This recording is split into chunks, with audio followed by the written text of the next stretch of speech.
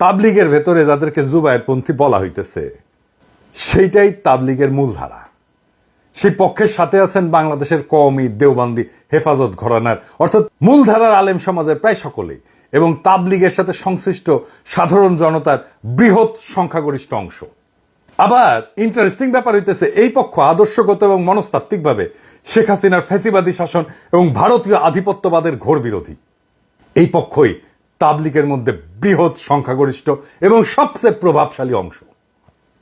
2 number, তাবলিগের ভেতরে যাদেরকে এতাতি বা সাতপন্থী বলা হইতেছে, এই পক্ষের সাথে যারা আছেন তারা আওয়ামী ফ্যাসিবাদের অংশ, সহচর এবং ভারতপন্থী হিসেবে পরিচিত।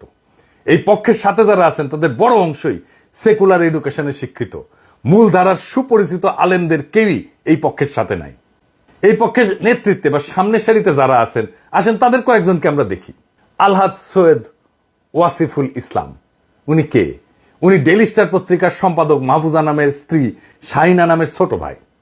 উনি হলো একজন মুক্তিযোদ্ধা, মানুষ হিসেবে খারাপ না, কিন্তু ওই যে মুক্তিযোদ্ধার ট্রেনিং আছে তো ইন্ডিয়ায়, তাই ইন্ডিয়া ইন্টারেস্টের পাশে উনি দাঁড়াইছেন। ছবিতে দেখেন তাবলিগের এতাতি গ্রুপের মুরব্বী সৈয়দ ওয়াসিফুল ইসলাম সামনের সারির ডানি বসা, দেখা দেন এডিটর সাহেব। পেছনের সারিতে বসা সৈয়দ ওয়াসিফুল ইসলামের বোন দিল্লি স্টারের সম্পাদক মাহফুজা নামের স্ত্রী, তার পেছনে দাঁড়ানো মাহফুজা নাম, এবং বাম পাশে এতাতি গ্রুপের অপর নেতা মুফতি ওসামা ইসলাম, পাগড়ি পরা, আর মৌলানা আবু রেজা নদভী, আওয়ামী লীগের এক ভোট ডাকাত এমপি।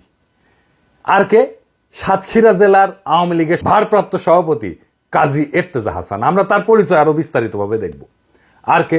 মুফতি ওসামা ইসলাম, সাতপন্থী অংশের অন্যতম মুরব্বী সৈয়দ ওয়াসিফুল ইসলামের ছেলে, মৌলানা মুয়াজ বিন রুর। এই সকলে, এরা সকলেই আওয়ামী ফ্যাসিবাদের সমর্থক এবং খুনি হাসিনা সরকারের ঘনিষ্ঠ হিসেবে পরিচিত। বিগত 15 বছরের দুঃশাসনের আমলে রাষ্ট্রীয় ছত্রছায়ায় এরা বাইরে উঠছে।